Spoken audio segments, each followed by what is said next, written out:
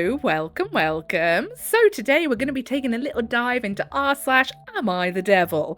We ain't judging whether they are a bort hole today. These have been confirmed huge gaping bort holes by the good people of Reddit. So if that sounds like something you would like to unpack with me today, then please do stick around and enjoy. And don't forget to like and subscribe. Thank you. And of course, quick disclaimer, any opinions I give on the posts we read today are just opinions, not facts, do not need to be taken as such. If you have a differing opinion, do feel free to leave it in the comments below. Just make sure you're keeping it respectful. There is no need to be mean with each other just because you do not agree.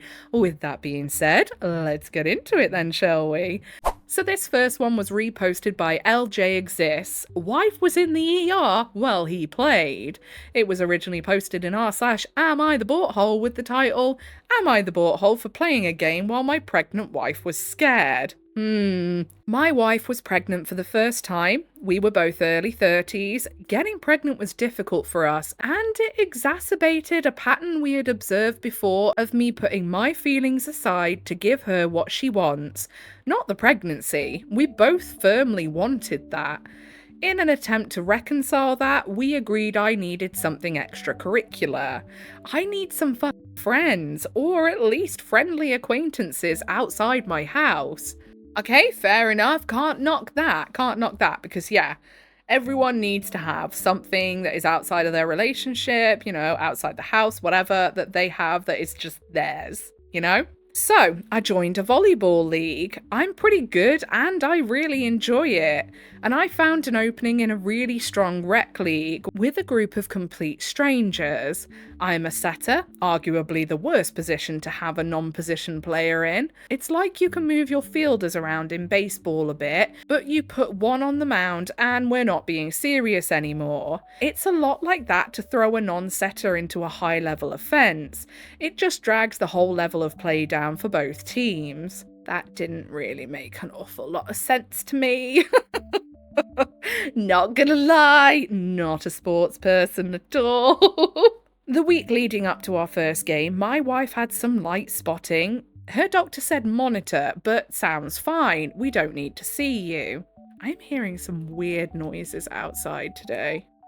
Weird noises. And I'm wondering, so a guy over the road, he's gone to the pub and I think his missus has like locked him out because he keeps coming back every hour or so and like knocking on the door really loud, to the point I'm across the road and down a bit and I can hear it. So I have a nosy on my door camera just to see what was going on, and yeah, he was like shouting through the letterbox and everything. She still ain't let him back in yet, so I'm wondering if it's him like wandering up and down maybe. The day of my first game, my wife called the hospital, not her doctor. I am unclear, but I believe the conversation involved my wife asking questions that a nurse can't answer over the phone until they said to her, "We can't really know anymore unless you come into the ER for some tests." She calls me while I'm driving to the game, telling me they told her to go to the ER. I pull over, trying to understand. When I'm able to understand that her condition has not changed, and I get a version of her conversation with the nurse, I tell her that I am very sure there is no reason to go into the ER. No nurse is going to tell you to come in for shits and giggles, mate. Like, they are overrun. Like, obviously they think that there is enough reason to check her over. Her doctor is unavailable for comment at this hour, but told us the prior week and reconfirmed to be true after this incident. I tried to convince her that the healthiest thing for her and the baby would be to stay at home and rest. She insisted on going to the ER. I went and played my game. I went to the ER afterwards. She had not been seen. Later they ran some tests, gave us a shrug. We think you and the baby are fine. About 2 months later, she did... Okay, so trigger warning for this next bit. We're going to start into conversations about miscarriage. So if that is something that you can't deal with, then I would suggest, you know, moving on. I'll leave a timestamp for the next story. I do not believe there is anything any medical professional could have done to prevent it, but I can't help but think about the stress she went through that day. If I had skipped volleyball, I might have convinced her not to go, or at least if I'm there, she's got less cortisol. Most of the time when I think about this, I'm unsure if I was mean to my wife. Occasionally, I find myself blaming myself for the miscarriage. I mean, yeah, you should have gone. Don't get me wrong, I don't think that the miscarriage is the OP's fault. I really don't, because she was obviously having spotting, having problems before. There were signs that things were not going the way they needed to. And unfortunately, sometimes that is how it works. You can be having signs of what is to come for 3 weeks. You'll go there and they'll tell you things are fine. And then you go a few weeks later and they'll be like, yeah, things are not fine. You know, this pregnancy's ending and there's nothing anyone can do about it. But at the end of the day, regardless of any kind of fault on anyone, because I don't think anyone's at fault here, the OP should have been there for his wife. Like, what the hell? Clearly she was scared enough about what was happening to go to the hospital in the first place, so he should have been there. Skipping that game would have really screwed both teams as a first impression in the league, which wouldn't be super important for a random rec league, except that this league was a lifeline for my mental health, and it did help a lot. My wife was wrong to be so worried, but she was worried. She clearly wasn't wrong to be worried though, because we know these things are happening before they happen. Quite often, we'll just know. It's not like she was being unreasonable. The worst thing that she was worried about happening happened. I don't know, man. Tell me what you think. All I'm hearing is blah, blah, blah. This is so bad for me. I'm so sad about volleyball, and I'm now not wanting people to think that I'm a bad guy. What? So, down in the comments, Neric Mitch says, that last line pisses me off so much. You and me both, mate. And then Redemptionist777 says, oh yeah, for me it was the entire unnecessary paragraph about how tricky his position at the volleyball team. Same! Why was that relevant? Did he really think that this would help his case? And then FeistyB6514 says, sorry, if I knew my teammate was at our stupid ass game and not with his scared pregnant wife in the ER, I'd say things to them that would have gotten me thrown off the team. Same! So, next post, posted by Fancy and Fab, how dare you not send nudes? So, this one was reposted from r/AmITheButthole relationships with the title, Am I the butthole for getting mad at the girl I like because she wouldn't send me what I asked for? I'm gonna save you a whole lot of time here, OP. Yes you are. You are definitely the butthole. Reposting this because the original got taken down for some reason, I wonder. I added some clarifications here. Disclaimer to Reddit, I am not a bot. This is just a new account since I've never actually posted on Reddit until this. I've liked my friend for 6 years now, and recently I thought she liked me back too. We never dated, but things were headed that way, I think. I started getting frustrated because she refused to send me pictures of herself. Sometimes I slid that they could be revealing when I asked. Wasn't very emotionally open with me, and she always seemed to prioritize other people. Like her family or her best friend, who openly expresses dislike for me, which I don't understand. I wonder. Her grandmother was having bad health and memory problems when we were talking, but I still felt like that wasn't an excuse to make no effort in our relationship. You're not in a relationship, mate. You have a friendship. There is a big difference. So the same day where she told me that, I told her that she needed to get her act together. Ah yes, get your act together and send me pictures of your snatch right now. I wonder why the best friend didn't like him. I also told her that she lets her parents control her way too much, and that as someone who is basically adult, she should make more of her own decisions and make time for me. She doesn't need to spend every day with her family. We kinda stopped talking because I'm still mad at her. She told me that I was talking to her as if we were already in a relationship when we never actually were, and that I was being hurtful and lacking compassion for her current situation. I just don't want her to find someone better than me and leave. That would be so easy. She could throw a brick in an empty room and hit someone better than you, mate. I'm not gonna lie. But everyone says she's out of my league, so maybe I'm kidding myself. Looking back, I can see why she was upset with me, but I also felt ignored and unimportant. Am I the butthole? Yes. Yes, you were. Clarifications, like we need them. We grew up together and are very close. I have people I'm very close with that I've been friends with for years. Never asked to see their flaps, though. You know? We are both incoming freshmen and at different colleges. I actually told her we could try long distance. She said that'd be too hard for her and she just wants to focus on herself. Yeah, that is a resounding no, my friend. The next day, I said, sorry, but we haven't talked. So if there ever was any chance that she would have gone for OP, he thoroughly ruined it. Fumbled it, if you will. So, down in the comments, Cheerio says, oh no, her family and best friend are more important than OOP? How could that ever be? OOP should not be so self-centered with someone he's not even in a relationship with. Yeah, wild. And then Cantantantelope, we see you a lot, mate. I hate that you made your username so hard to say. You were letting your family control you. You should let me control you instead. Literally. Okay then, so next post reposted by Love, Death and Tea. I'm tired of OOP. And then this one was originally posted in r/daddit and they say, I'm tired, dads. I'm tired, dads. Our daughter is 4.5 months old. Me and her mama are very early 30s. I don't even know where to start, so I'll just start with my daily routine. 7 a.m, wake up, let dog outside and give him his meds plus food and water. Check if wife has texted me in the night to say if baby needs anything. If so, then take care of that, change nappy, make up bottle, etc. If not, then on to sneaking into our bedroom that I currently am not sleeping in, to gather my clothes for the day and trying not to wake the baby or wife. Depending on how that has all gone, I may have time to stop for a coffee on my way to work, but usually not.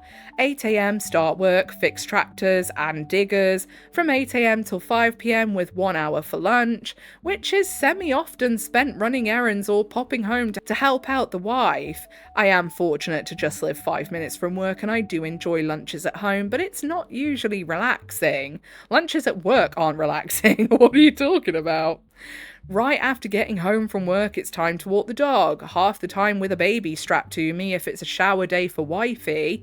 The length of the walk is determined by if my wife was able to take him out earlier on in the day or not. As soon as I'm home from that, it's time to start dinner. I cook and dinner is often eaten in shifts as one of us holds the baby while the other eats. Usually by now it's 7 and 8 p.m. and time to start bedtime routine. Bedtime routine is I shower with Bubs, get her clean, then mama dries, dresses her while I clean myself quick and make up a bottle once I'm done.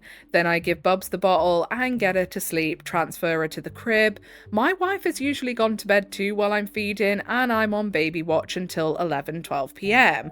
So I walk around the house holding the baby monitor, trying to keep on top of the chores and get all the bottles washed, sanitized for the morning. I usually get to sitting down with the dog to watch TV or doom scroll by 9:30-10 p.m. or so. Then at 11 p.m. decide whether or not Bubs needs a feed, and if so, then get that sorted. If not, then I rip a couple massive cones and go pass out in the guest bed until the next day. Massive cones. Is that like... I don't know. That's the only thing I can think of that's cone shaped? Is that like a drink? I don't know. Listen, I've never done like any explicit substances in my life other than drink. Like, I have no idea. Of course, that is all if everything goes to plan. Often our daughter takes ages to get down, or will wake up every 10 minutes after being put down, or needs a contact nap night, etc, etc, etc.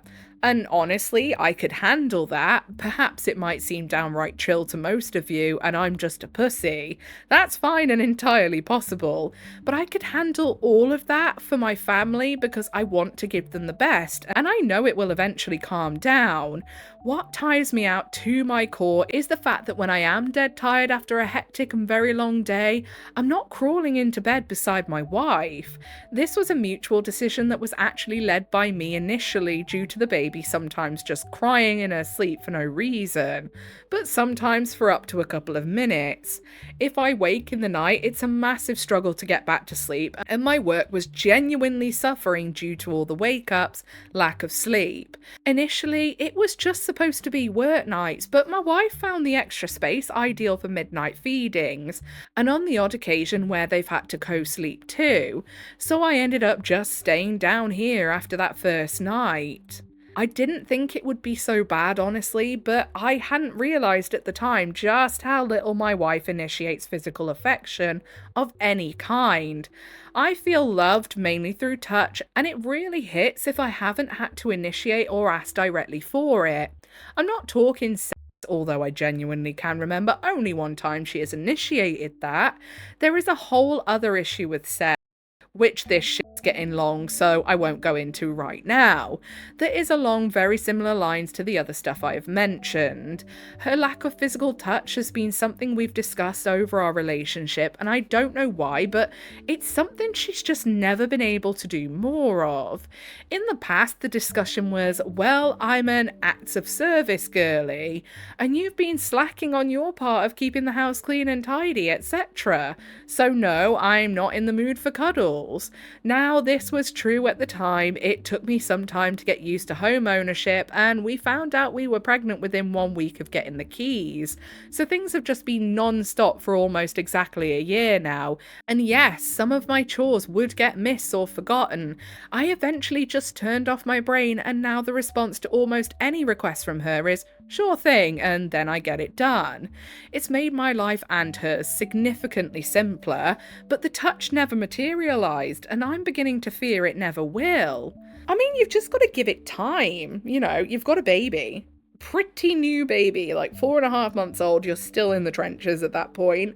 And yeah, fair play to the OP, it sounds like they are doing a decent amount, like they're doing their fair share. So hats off to them for that, but you know, you can't really pressure someone into giving you physical touch if they're just not feeling up to it at the time. You gotta wait for that to come, because the more pressure you put onto something like that as well, the less the person's gonna want to do it, because it feels like unnatural. Do you know what I mean? I don't want to seem ungrateful like this. She does so many other kind and loving things for me, and she truly is so sweet and funny, and she's my best friend. I have actually just been able to start up a D&D campaign again once a fortnight, which I'm hugely excited for, and she fully supports. I thought I could just get over it, and it will probably get better eventually anyways, but I didn't get over it, and I just feel worse and so lonely in my own home. I know she's touched out from the baby. I know her body still doesn't feel like her own. I know she's just as tired as me in other ways. I know she's doing her best, and she doesn't need to be touched like I do, so she can never really understand, but I don't get to feel wanted to.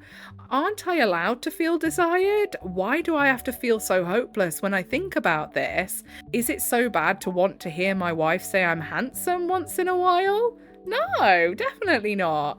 I'm struggling to see why this is in Am I the Devil, to be honest with you. Like, we get this now and then where I'm like, has this one been wrongly placed here? Because the OP is doing their part. Yes, they're complaining about it, but I'm not gonna lie, I whinged my bag off to my friends when I had a baby. Like, when my kids were really small, oh my god, did I moan about it? Because yeah, it's a lot. It is a lot. But yeah, you know, I'm not seeing yet where the devil side is coming in. I'm interested.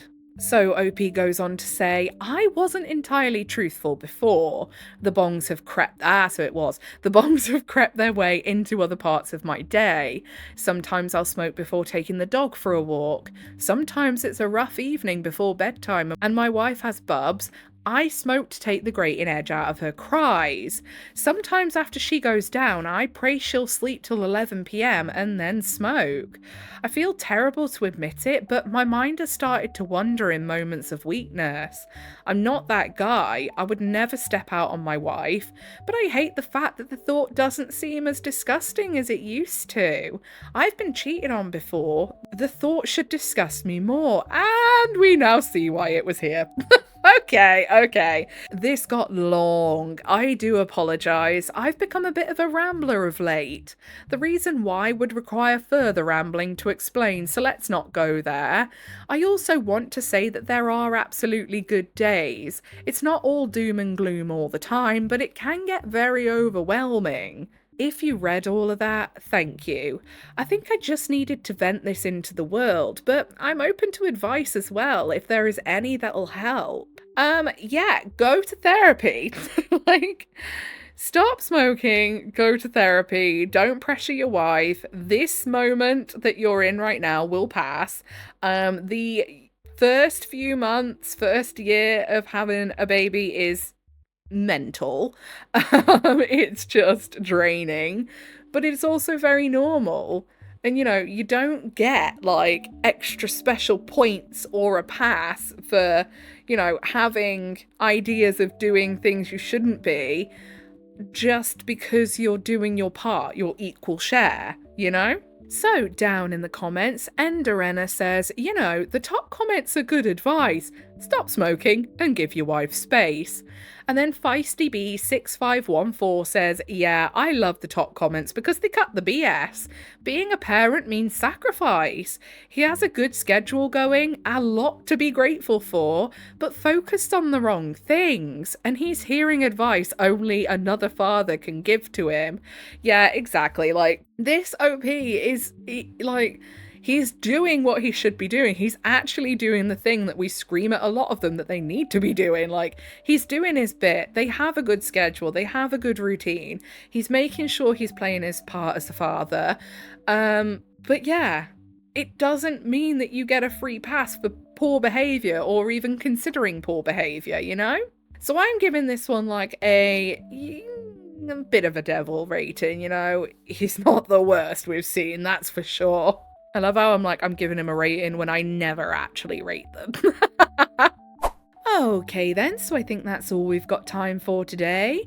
If you made it all the way to the end with me, then I appreciate you very, very much. If you give a little like, subscribe, notifications on, that is your initiation into the Governor Void. Welcome. Whatever it is you're doing for the day, I hope you have a really good rest of the day. Don't forget to poke Big L and also poke the hype button too. Bye!